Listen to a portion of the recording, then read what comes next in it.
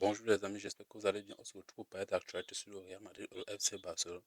Du côté du FC Barcelone, il y a des très très grosses nouvelles, oui, des très très joueurs risquent de venir au Barça. Et il y a des gros changements qui s'apprêtent. Du côté du Real Madrid, même chose. Il y a aussi des très très grosses perturbations qui s'apprêtent. Donc, on n'en passe sur cette vidéo. Prenez la tête jusqu'à la fin. Tu t'abonnes, tu likes, ça aide au référencement. Sur ce, c'est parti. Directement, on attaque avec le FC Barcelone, le meilleur club du monde. On a les rumeurs sur l'arrivée de Julián Alvarez au Barça.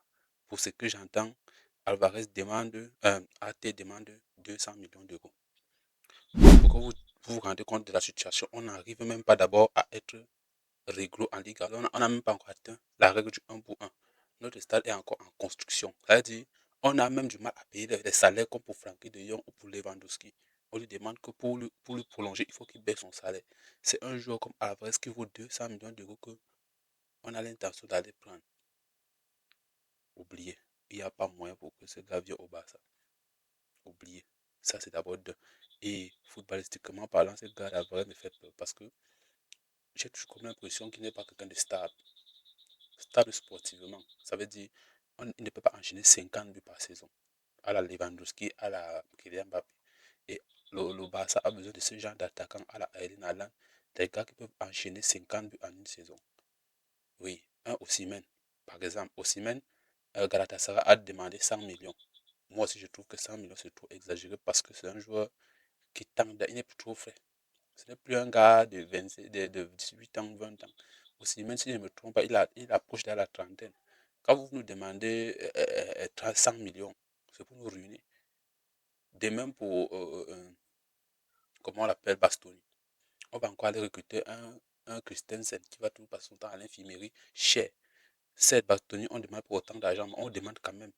Donc, honnêtement, pour moi, pour ce que moi je préfère, c'est qu'on va dans les petits clubs, les clubs français, avec tout le respect que j'ai pour le championnat français, on va dans les clubs français là, si on peut trouver les attaquants prometteurs, moins chers, à la 20 millions, on a vu que ce n'est pas forcément les joueurs les plus chers qui ont les meilleures performances. Hmm. Sportivement, actuellement, depuis l'arrivée de Flick, le Barça a changé, oui, depuis l'année passée. Et c'est aussi un truc qu'il faut vraiment qu'on en parle, il faut qu'on lui remercie. Ça, actuellement, on envisage de doubler la Liga. C'est grâce à lui. C'est grâce à lui. Et actuellement, le Barça se comporte mieux, de mieux en mieux. Oui. Donc, personnellement, malgré le fait que l'année, si on n'a pas eu la Ligue des Champions, on ne peut pas tout avoir chaque année. Malgré le fait qu'on n'a pas fait le triplé national, mais on a quand même eu deux trophées. La Coupe du Monde se prépare, les joueurs se préparent pour la Coupe du Monde, la Ligue est terminée. Beaucoup de gens savent, beaucoup de joueurs savent maintenant que c'est la Coupe du Monde qui est prioritaire sur tous les trophées là. Celui qui va faire une bonne Coupe du Monde a le ballon d'or. Actuellement, pour moi, le ballon d'or se joue entre Dembélé, d'abord Olysée, Dembélé et Yamal. Yamal en troisième position. Mais si Yamal fait une meilleure Coupe du Monde, il passe devant eux, ces deux-là. Oui, c'est tout pour ce qui concerne le Barça. Côté Madrid, là, c'est très très grave. C'est très très grave parce que Abeloa est partant. L'autre là, nous savons que c'est fini. Mbappé, il est incertain pour le reste de la saison. Beaucoup de Madrid même veulent que Mbappé ne doit plus jouer. Beaucoup de Madrilènes veulent que Mbappé ne doit plus jouer. Donc, ils préfèrent le Real sans Mbappé. C'est très grave. C'est très très grave, c'est inquiétant. Que vous préférez votre équipe sans le meilleur joueur, l'un des meilleurs joueurs du monde. Pour moi, je vous ai toujours dit Mbappé, c'est le joueur que moi j'aime le plus. Parmi tous les joueurs du monde, il est puissant, percutant, dangereux, buteur. Même aux entraînements, il massacre tous ses coéquipiers. C'est pour ça que ses coéquipiers ont peur de lui. C'est parce qu'il les massacre. Ils n'ont pas la puissance et la faute de frappe de Mbappé. C'est pour ça qu'il domine partout ses places.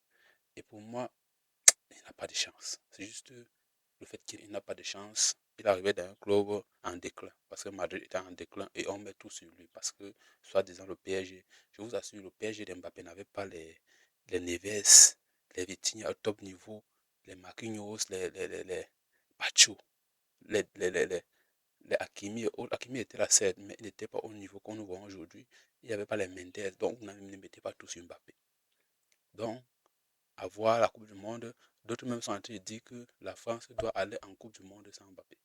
Et qu'ils préfèrent Dembélé en attaquant et Mbappé au banc. Ce gars, c'est un manque de respect qu'il n'a pas de nous. c'est un manque de respect. Apprenez à respecter M. Mbappé. Actuellement, sur le poste d'entraîneur de Madrid, là aussi, il y a beaucoup de choses, beaucoup de mouvements. Certains disent Mourinho, d'autres disent Klopp. Klopp a dit catégoriquement que non. Donc, oubliez Klopp. Klopp a dit non. Mourinho, Mourinho est beaucoup plus favorable à venir à Madrid, mais certains starlets ne veulent pas de lui parce qu'ils savent qu'au cas où Mourinho vient, ils sont en danger. Mourinho ne va pas accepter certaines choses dans le vestiaire. Mourinho, lui, Special One, lui, n'a pas le temps pour vos starlets là, vos trucs d'influenceuses là. Tu fais l'influenceuse, tu ne joues pas. C'est pour ça que d'autres ne veulent pas qu'ils viennent. Oui, oui. Aujourd'hui, ce sont des joueurs de Madrid qui bloquent l'arrivée de l'entraîneur. C'est eux qui veulent sélectionner leur entraîneur. Vous avez pris Abelois qui vous, qui vous, qui vous caressez. Même si vous jouez mal et prend tout sur lui. Vous avez fait quoi? Saison blanche. Vous avez pris Xavi Alonso qui voulait révolutionner. Vous avez fait quoi? Saison blanche. Maintenant, vous allez prendre un monsieur que lui, tu ne t'alignes pas, tu dégages de son club. C'est comme ça que lui fonctionne. Tu ne fais pas ce qu'il demande, tu dégages. Et c'est ça qu'il vous faut en Madrid. C'est ça qu'il faut pour que Madrid se relève. Un coach autoritaire, un coach qui a les coronets. Donc, Madrid est en reconstruction. On sait que c'est une saison blanche, blablabla, machin, tout se monté, Mbappé, mais Madrid est en reconstruction. À voir la saison prochaine. Espérons que Pérez va mettre la main dans la poche, malgré le fait qu'il est radin. Il dit que l'effectif actuel suffit, ce qui est très dangereux. Espérons qu'il va mettre la main dans la poche pour ramener des bons joueurs pour que la saison prochaine, nous puissions assister à un Madrid dominant, un Madrid plus entreprenant. Donc, c'était tout. Moi, ce soir, il n'y a pas trop grand-chose à dire. Les matchs sont en stand-by. On attend la Coupe du Monde, on attend la finale de la Ligue des Champions. Bref, je ne fais plus trop de vidéos parce que au on ne me paye pas encore. Donc, j'ai un travail qui me prend énormément du temps. Donc, c'est quand j'ai un peu du temps que je fais une vidéo, malgré le fait que j'aime ce travail. Donc, si vous voulez que je dois me concentrer à fond, il faut vous abonner, vous liker pour pousser mon travail en avant. C'est ainsi que je veux me concentrer uniquement à la création de contenu. C'était tout pour moi. Sur ce, prenez soin de vous.